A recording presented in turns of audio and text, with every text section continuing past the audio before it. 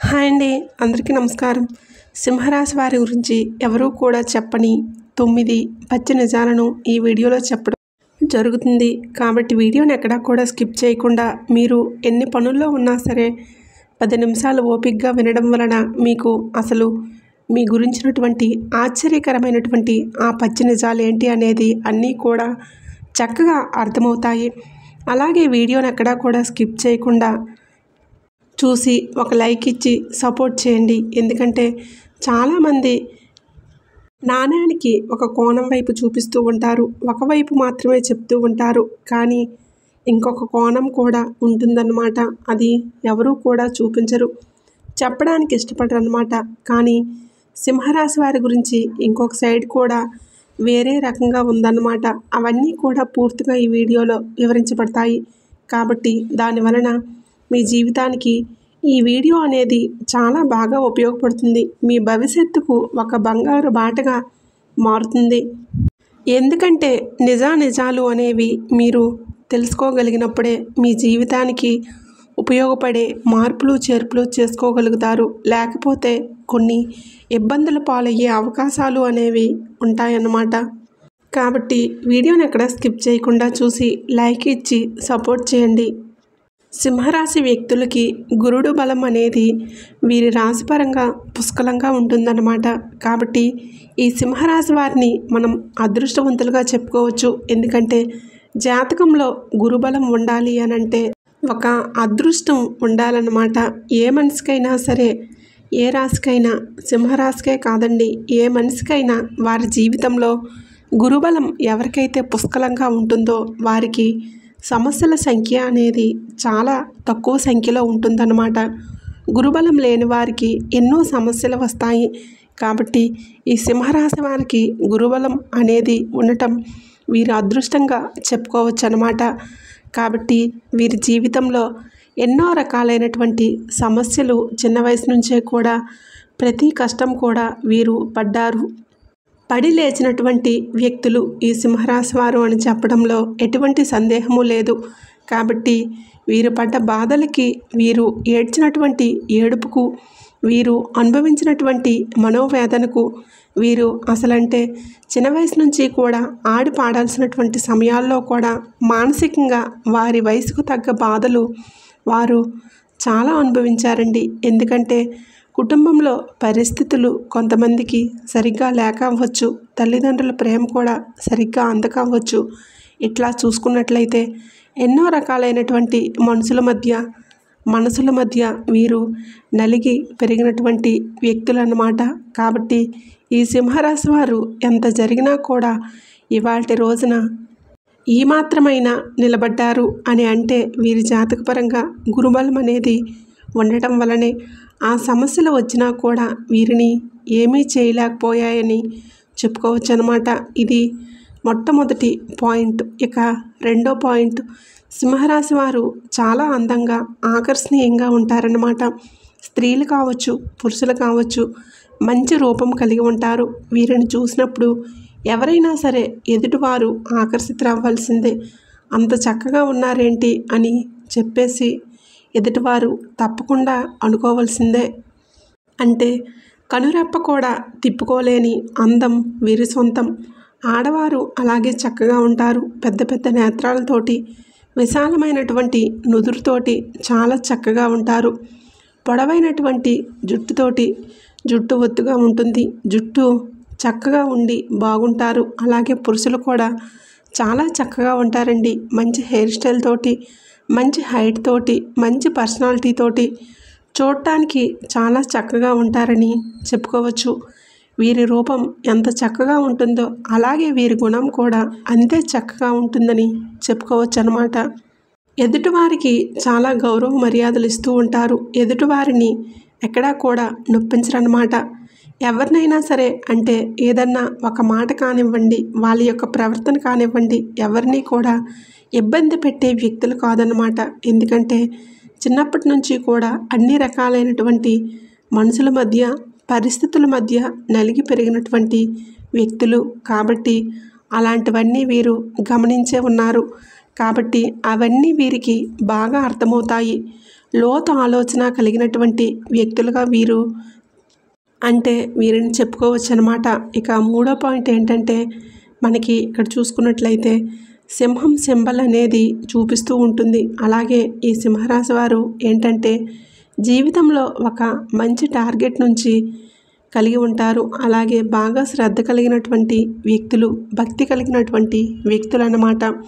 వీరి జీవితంలో ఒక ఆలోచన చేసి ఏదైనా ఒక పని కావచ్చు, ఒక ఆలోచన కావచ్చు, మేము ఇది చేయాలి అని చెప్పేసి వాళ్ళు ఫిక్స్ అయ్యారంటే మాత్రం అది సాధించే వరకు నిద్రపోరు. వీరు అనుకున్నటువంటి లక్ష్యాన్ని చేరాల్సిందే అన్నమాట. వీరి టార్గెట్, వీరి గురి అనేది ఎప్పుడూ కూడా ఏ విషయంలో కూడా తప్పదండి. ఎక్కడన్నా ఒకసారి పొరపాటున వీరి ఆలోచన కనుక తప్పిందంటే మాత్రం అంతకు రెట్టింపు కష్టమనేది పడి వారు అనుకున్నది సాధించేటటువంటి వ్యక్తులన్నమాట. అలాగే వీరి జీవితంలో ఏంటంటే ఒక మంచి ఆశయంతో, ఆశయాలతో, ఆశలతో కలిగి ఉంటారని చెప్పుకోవచ్చు అన్నమాట. ఏదైనా సరే ఒక టార్గెట్ని సంపాదించాలి, మన జీవితంలో ఒక ఉన్నత శిఖరాలకు ఎదగాలి, ఎక్కడా కూడా ఒకరి కింద తలదించుకొని బ్రతకూడదు, కానీ తల ఎత్తుకునే బ్రతకాలి అని చెప్పేసి ఒక మంచి ఆశయాలతో కలిగి ఉంటారు. ఒక్క మాటలో చెప్పాలంటే ఒక మంచి పట్టుదల అనేది, మొండితనం అనేది వీరు సొంతమని చెప్పుకోవచ్చు అన్నమాట. ఏదైనా వీరికి ఆలోచన అనేది రాకుండానే ఉండాలి. ఒకవేళ ఆలోచన వచ్చిందంటే మాత్రం ఆ భగవంతుడే స్వయంగా దిగివచ్చి చెప్పినా కూడా మాట వినరన్నమాట. వీరు అనుకున్నదే వీరు చేస్తారు, కానీ మనుషులు కాదు కదా, దేవుడు చెప్తేనే వినరు అని అంటే ఇక మనుషులు చెప్పింది వింటారా? ఒకసారి ఆలోచించండి. అలా వీరి మనస్తత్వం అనేది చాలా స్ట్రాంగ్గా ఉంటుందని చెప్పుకోవచ్చు. ఇక నాలుగో పాయింట్, ఈ సింహరాశి వారికి ప్రేమ విషయానికి వస్తే వీరి ప్రేమ అనేది చాలా భయంకరంగా ఉంటుందన్నమాట. ఎందుకంటే ఎదుట వ్యక్తుల్ని మీరు నమ్మితే ఎంతలా నమ్ముతారంటే బాగా గట్టిగా నమ్ముతారన్నమాట. వీరు మితిమించినటువంటి ప్రేమను చూపిస్తారు, మితిమించినటువంటి చనువు చూపిస్తారు. అది ఇంట్లో అవ్వచ్చు, బయట అవ్వచ్చు. దీనివలన ఏంటంటే వీరు ఒక్కొక్కసారి కొన్ని ఇబ్బందులు పడేటటువంటి అవకాశం అనేది ఉంటుందన్నమాట. మన మనుషుల దగ్గర కూడా మనం ఇన్ని రకాలైనటువంటి కండిషన్స్తో ఉండాలా అని చెప్పేసి ఏంటంటే కొంచెం అతి చనువు అనేది చూపిస్తూ ఉంటారన్నమాట. దానివలన ఏంటంటే వీరు కొన్ని రకాలైనటువంటి అవమానాలు ఎదుర్కొనేటటువంటి అవకాశాలు అనేవి గట్టిగా కనిపిస్తున్నాయి. ఎవరిదాకో ఎందుకండి, వీరి కుటుంబ సభ్యులను మనం చూసుకున్నట్లయితే వీరి భార్య అవ్వచ్చు, లేదా భర్త అవ్వచ్చు, లేదా వీరి సంతానం అవ్వచ్చు, వీరి బిడ్డలు అవ్వచ్చు. ఎట్లా ఏంటంటే ఒక్కొక్కసారి మీరు ఎంత కుటుంబం కోసమైతే కష్టపడుతూ ఉంటారో వీరి కష్టాన్ని గుర్తించరు. వీరు ఒక మాట అన్నా కూడా ఊరుకోరు. వీరు ఒక మాట అంటే అవతల వారి దగ్గర నుంచి 4 మాటలు ఎదురు సమాధానాలు రావటం, నువ్వేం చేశావు, నువ్వెంత అని చెప్పేసి ఇలాంటి మాటలు ఏంటంటే ఈ సింహరాశి వారు గత కొంతకాలం నుంచి కొంచెం ఎక్కువగానే పడుతున్నారు అని చెప్పుకోవచ్చు అన్నమాట. అంటే వీరికి ఎక్కడా కూడా మర్యాద అనేది చాలా వరకు కూడా ఉండదు. అంటే వారితో చాలా గౌరవంగా, మర్యాదగా ఉండేటటువంటి వ్యక్తుల్లో ఇవాల్టి రోజున సడన్గా ఏంటంటే ఒక చులకన అభిప్రాయం అనేది వీరి మీద ఏర్పడుతూ ఉంటుందన్నమాట. కాబట్టి దానికి కారణం ఏంటంటే మీరు చూపించినటువంటి అతి ప్రేమ అన్నమాట. ఏదైనా సరే అతి ప్రేమ చూపించడం తప్పు కాదు, కానీ అతిగా చూపించినప్పుడే ఏదైనా సరే అమృతం కూడా విషంగా మారుతుందన్నమాట.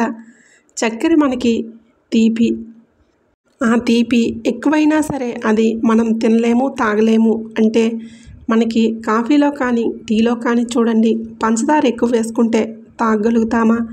అలాగే కూరల్లో ఉప్పు ఎక్కువైతే మనం ఆ కూరల్ని తినగలుగుతామా? అలాగే ప్రేమైన, పగైన ఇలాంటివన్నీ మనం గమనించుకుంటూ పోతే ప్రేమ కూడా అతిగా ఉండటం వలన అది మిమ్మల్ని, మీకు అంటే నా అనేటటువంటి వ్యక్తుల మధ్య మిమ్మల్ని తక్కువగా చూపించుకునేటటువంటి సందర్భం ఉంటుంది.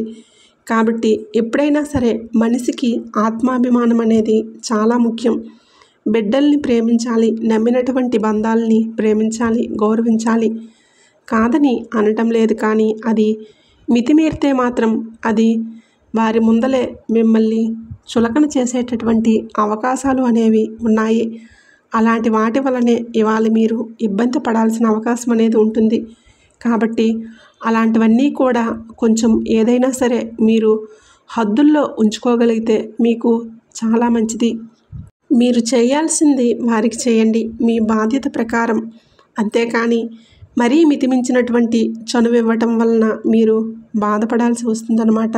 కాబట్టి ఇది కొంచెం సరి చేసుకుంటే మీకు బాగుంటుంది. ఇక 5వ పాయింట్, ఈ సింహరాశి వారి యొక్క సంపాదన విషయాన్ని మనం ఆలోచించినట్లయితే గతంతో పోల్చుకుంటే ఆర్థిక పరిస్థితులు మెరుగుపడ్డాయనే చెప్పుకోవచ్చు. కాకపోతే ఇప్పటికీ కూడా కొంచెం డబ్బు విషయంలో మనం గమనించినట్లయితే బాగా ఇబ్బందులు గట్టిగానే వస్తున్నాయి. ఇప్పటికీ కూడా ఏంటంటే కదులుతుంటే కదులుతుంది అన్నట్లుగా ఉంటుంది, కానీ అది ఎంతవరకు కదులుతుందా ఏంటన్న విషయం వీరికి మాత్రమే తెలుసు అన్నమాట. బయటికి చెప్పుకోలేరు. వీరి మనస్తత్వం అలాగే ఉంటుంది. అంటే బయటికి వీరి బాధను ఎక్కడా కూడా చెప్పుకోకుండా బయటికి చెప్పుకుంటే ఎక్కడ అందరి దగ్గర అలుసైపోతామా, చులకనైపోతామా అని చెప్పేసి మనసులోనే ఉంచేసుకుని బాధపడుతూ ఉంటారనమాట. కుటుంబ వ్యక్తులు కూడా పెద్దగా వారికి చెప్పుకోవడానికి ఇష్టపడరన్నమాట. కాబట్టి అలాంటి వాటి వలన వీరి యొక్క కష్టం కూడా ఎవరు గుర్తించలేకపోతున్నారు. కాబట్టి మీరేంటంటే మీకున్నటువంటి ప్రతి కష్టాన్ని, ఇబ్బందులు ఏమన్నా ఉంటే కుటుంబంతో మీరు పంచుకోండి. బయట వాళ్ళకి చెప్పుకోకపోయినా పర్వాలేదు, ఎందుకంటే కుటుంబ సభ్యులతో కలిసిమెలిసి ఉండాల్సింది మీరు. ప్రతిదీ కూడా కుటుంబంతో మీకు అంతా కూడా అనుబంధాలన్నీ ఏర్పడి ఉంటాయి. కాబట్టి ప్రతి విషయం కూడా మీరు కుటుంబంతో మీ కష్టాన్ని పంచుకోవడం వలన వారు కూడా మిమ్మల్ని అర్థం చేసుకొని మీకు సహాయపడే అవకాశం అనేది ఉంటుందన్నమాట.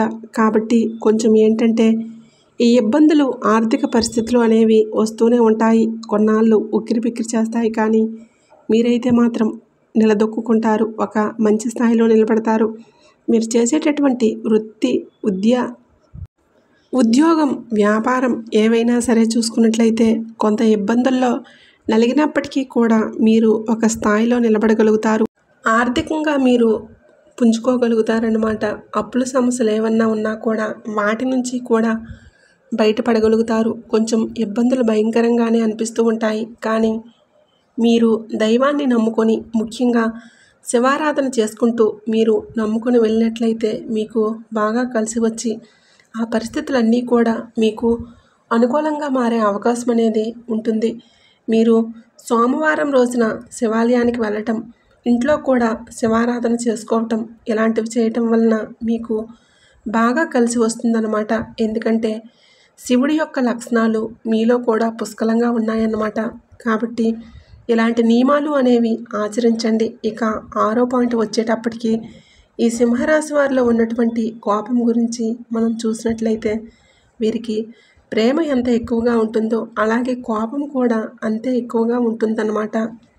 అదే వీరి జీవితంలో ఇంకొక మైనస్ పాయింట్గా చెప్పుకోవచ్చు. అంటే వీరికి కల్లా కపటం ఉండదండి. ఏదైనా సరే మనసులో ఒకటి పైకి ఒకటి ఇలా నటించడం అనేది వీరికి చేత కాదనమాట. వీరికి ఒక్కొక్కసారి తీగా మాట్లాడడం కూడా రాదు, ఎందుకంటే నటించడం చేతకాని వ్యక్తులు. కాబట్టి వీరి మాట ఏంటంటే కుటుంబ సభ్యులతో కూడా కొంచెం అరిచినట్లుగా ఇలా ఉంటుందన్నమాట. అది ఎదుటివారికి అర్థం కాక ఎందుకు ఇలా మాట్లాడుతున్నారు, మాతోటి ఎందుకు ఇలా అరుస్తున్నావు, ఎందుకు అలా కోప్పడుతున్నావు అని చెప్పేసి మీ కుటుంబ సభ్యులతో కూడా ఎక్కువగా వీరికి గొడవలు జరిగేటటువంటి అవకాశం అనేది ఉంటుందన్నమాట. కాబట్టి మీరేంటంటే మీ మాట తీరును కొంచెం మార్చుకోండి.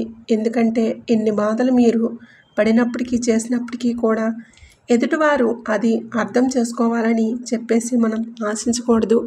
వారి ఆలోచన వారికి ఉంటుంది. కుటుంబం కోసం కష్టపడాలి కదా అన్నట్లుగా వారు ఆలోచిస్తూ ఉంటారు, కానీ ఇలాంటివన్నీ వారు పట్టించుకోరన్నమాట.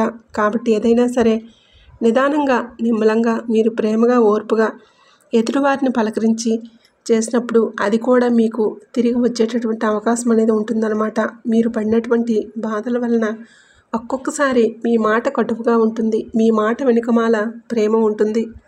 కానీ అది ఏదైనా సరే బయటికి అర్థం కావండి. కాబట్టి ఏదైనా సరే మనం కోపం ఎలాగైతే బయటకు చూపిస్తే ఎదుటివారికి తెలుస్తుందో అలాగే ప్రేమను కూడా బయటకు చూపించాలి. చూపించినప్పుడే వారి ప్రవర్తనలో కూడా మార్పులు వచ్చి మనల్ని గౌరవించే అవకాశం అనేది ఉంటుంది. కోపాన్ని కొంచెం తగ్గించుకోండి. ఎక్కువగా అరవద్దు, ఎక్కువగా ఆవేశపడవద్దు. ఏదైనా సరే మీ ధర్మం ప్రకారం ఒకసారికి 2 సార్లు ఇలా చెప్పండి. వింటే బాగుంటారు, వినకపోతే వారికి అనుభవపూర్వకంగా వారే తెలుసుకుంటారు. అంతేగాని మీరు ఎక్కువగా కోప్పడి ఆవేశపడటం వలన మీరు శత్రువులుగా మారే అవకాశం అనేది ఉంటుంది.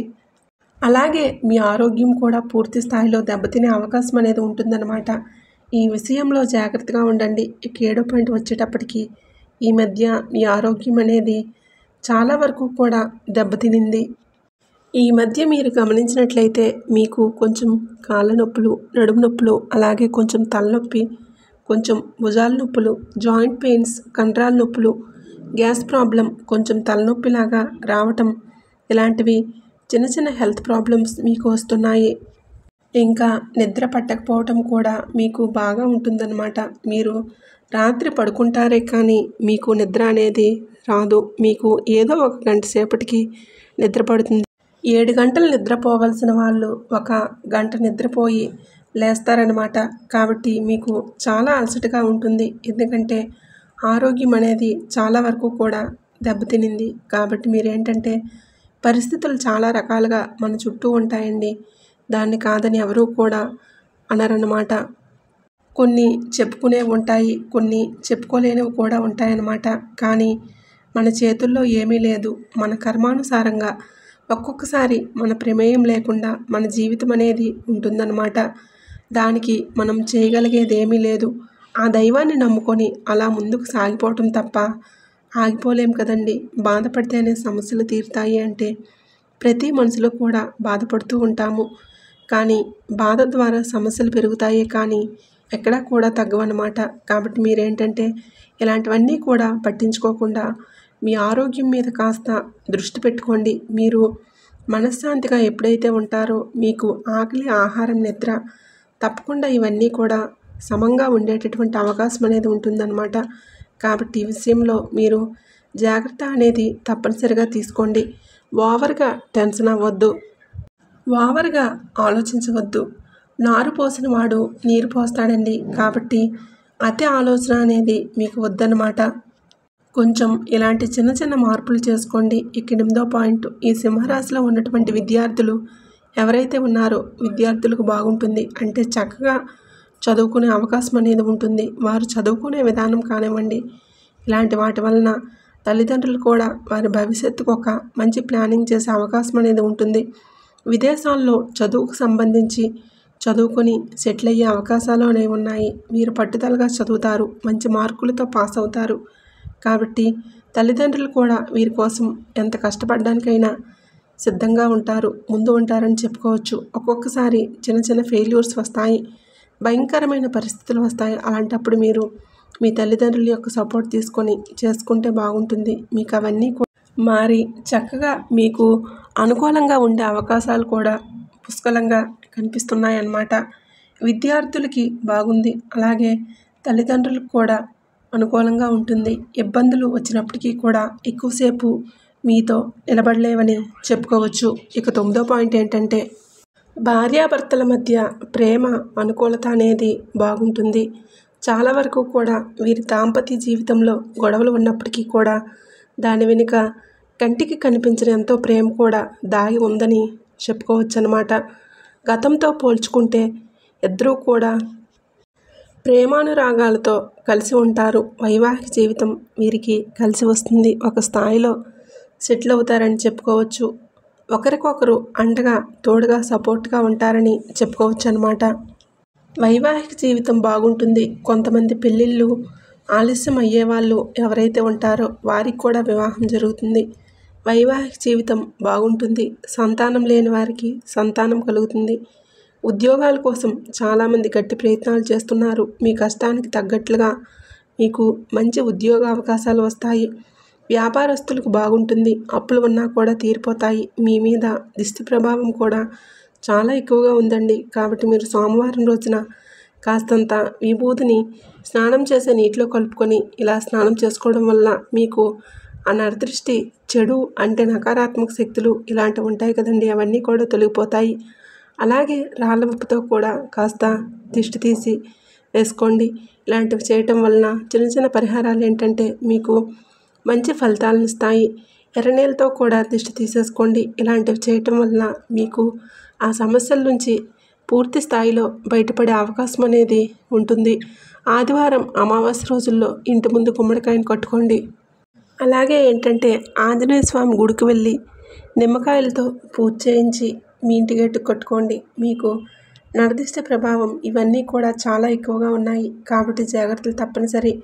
ప్రేమికులకు బాగుంది. నచ్చిన వారితో కాసేపు ఫోన్లో మాట్లాడి సంతోషపడే అవకాశం అనేది ఉంటుంది. మీరు చాలా ముక్కుసూటి కలిగినటువంటి వ్యక్తులండి.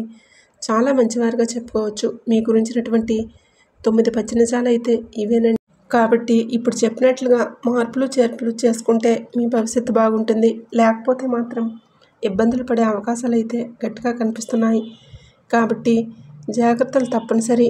వీడియో నచ్చినట్లయితే ప్లీజ్ తప్పకుండా లైక్ చేసి అలాగే మన ఛానల్ని సబ్స్క్రైబ్ చేసుకోండి. అలాగే ఓం నమః శివాయ అని తప్పకుండా కామెంట్ అయితే చేయండి. వీడియోని చూసినందుకు ధన్యవాదములు.